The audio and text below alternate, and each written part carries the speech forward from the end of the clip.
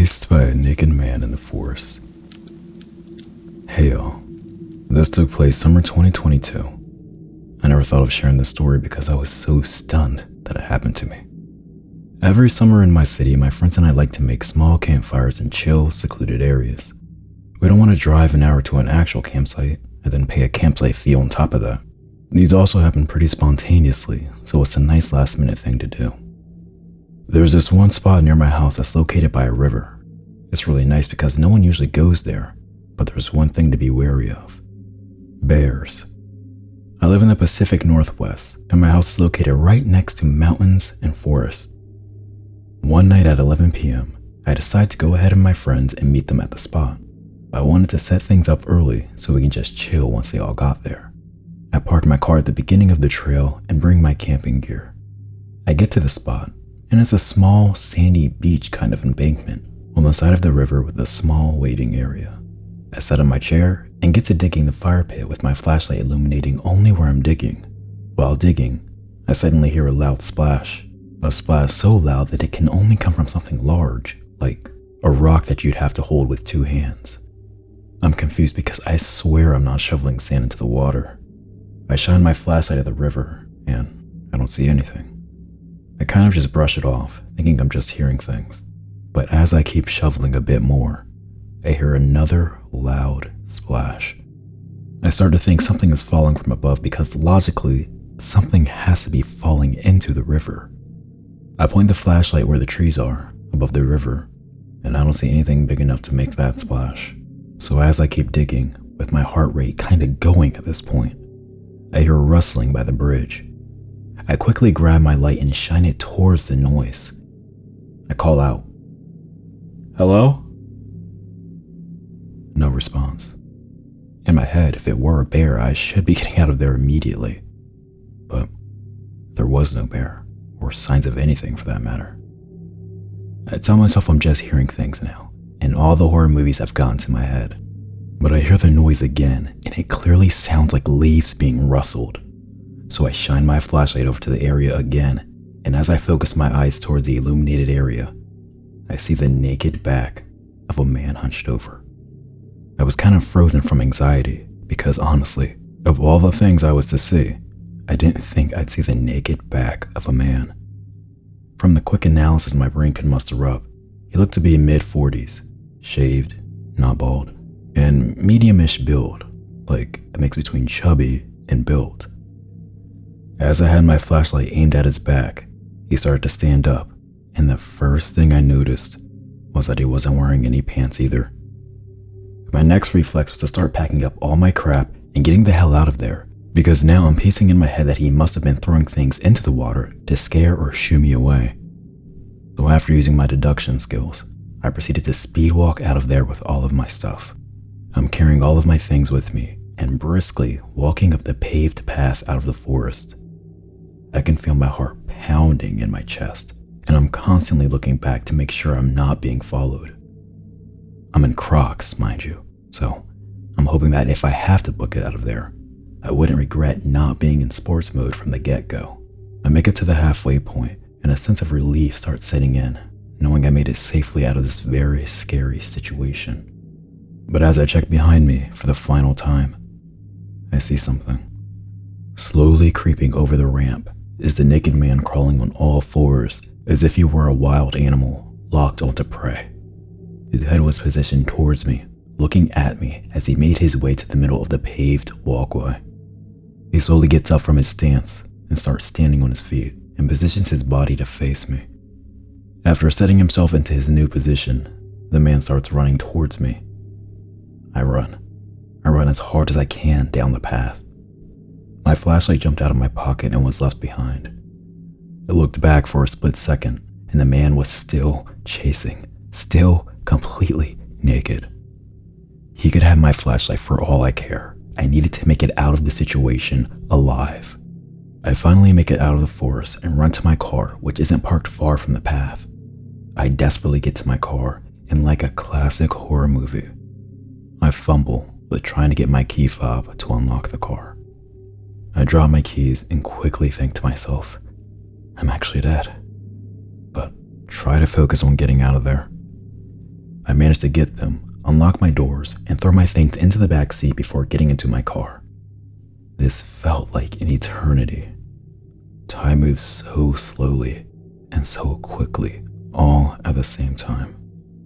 As I try to guide my key into the ignition, I'm fixated on the end of the path that I was just at a few seconds ago, waiting to see if the naked man was still coming. I feel my key go into the ignition, and I switch my sights onto the road in front of me, and I zoom out of the area as fast as possible. As I drive away, and I'm a good 30 seconds from the location of the horror that just took place, I get a call on my phone. It was my friends calling me, asking if I made it to the spot yet, and all I say to them is, "Guys, do I have a crazy story to tell you?" They pull up to my house because, again, it was actually decently close to the campfire area, and I tell them the whole story the way I told it just now. They swear that it was none of them trying to prank me or anything like that, and I also knew none of them would try to full sprint at me with their mechanism out. But as we're just talking in front of my house, there's a college student who looks like he's walking home that's going toward the direction of where I encountered the naked man. I yell out to him, "Yo, be careful. There's a naked guy that was chasing me by the bridge that crosses over the river." He responds saying, "Oh damn, really? I gotta go over that bridge to go home." And all I tell him is, "Good luck, man."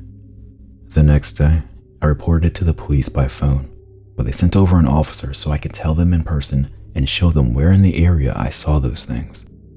When we went to see where I initially saw the man's back hunched over, they said they didn't see any trace of anyone being there previously, but the officer said they would make note of it anyway in case it happens again. One theory I've heard my friends say is that it's a future version of me pulling a prank on past version of me because if time travel is real, I would totally screw with my younger self like that. More seriously, some friends say it's a skinwalker. Others say, more realistically, it's either someone who is homeless, mentally ill, or drunk or high off something.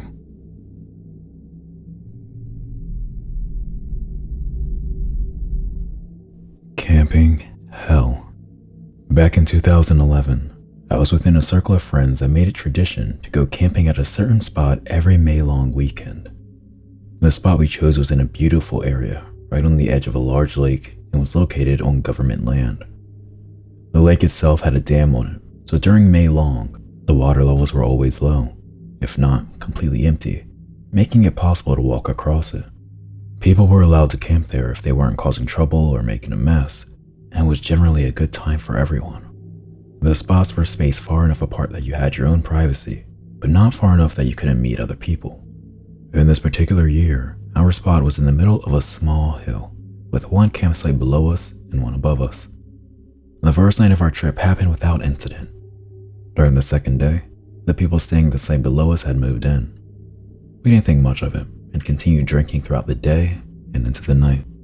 At about midnight, the people at the campsite below us were really out of control. They were yelling and screaming, and the music had gotten even louder, so our friend Ben went down to ask them to turn it down. He was promptly punched in the face, and he came back to inform us that he was 90% sure they were on something. After that, the vibe wasn't as relaxed and we were all somewhat on edge. I was feeling really tired, so I just decided to go to bed. Some of my friends were still awake, including Ben, and one couple, Lily and Derek, that were visiting another campsite we had made friends with that day.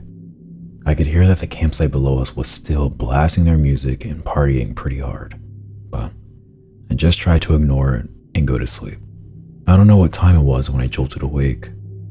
Parts of this are somewhat of a blur. All I know is that I sat straight up as soon as I heard the screaming and yelling coming from outside my tent. I quickly ran outside to find our campsite in chaos. One of my friends was clutching their chest. People were running around and screaming to call 911. I was quickly informed of what happened. Apparently, not long after I had gone to bed, the people camping at the site below us decided they weren't finished talking to Ben, and on their way up, they had encountered Lily and Derek walking back. Now, Derek and Ben are about the same height and have the same color hair, so they thought that Derek was my friend Ben and bottled him and Lily over the head with a full glass bottle. I don't know if it was the same guys that showed up at our campsite, but I was told that everyone else was sitting around the fire when 2 or 3 huge guys appeared from the darkness and walked over to them. One had a paring knife, and the other had a butcher's knife in their hand. Ben saw the knives and had gotten up to talk to them, and had barely spoken a word when the guy with the paring knife stabbed him once in the chest. At the same time, some people from the campsite above had seen the guys coming and came down to help. One of the guys, Tim, was coming down the hill when the guy with the butcher's knife ran up to him and stabbed him in the stomach. From there, sheer panic ensued. People called 911, but the ambulance was over half an hour away. This is where I came out of the tent. Tim's wound was bleeding profusely, and he was losing blood way too quickly. His friends ended up putting him in the back of his car and speeding off to meet the ambulance halfway. Ben was also bleeding, but his wound wasn't as deep as Tim's, and we were able to keep him calm until an ambulance arrived. The guys with the knives ran off into the darkness, back down to their campsite, and took off in their Land Rover.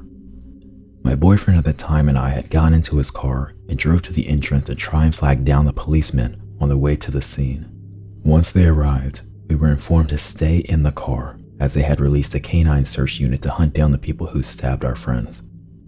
By the end of the night, they had arrested the men. They had tried to flee by driving their vehicle across the lake bed, where they got stuck in a muddy section of the lake. They were on a concoction of numerous substances, as suspected. Luckily, both Tim and Ben survived, although Tim had lost a lot of blood and took a few weeks to recover from his wounds. Derek and Lily had huge bruises, and possibly one person had a concussion, but I can't recall. It was definitely the scariest thing I have ever experienced, and a few of us had to testify against him in court. Here's an article about him.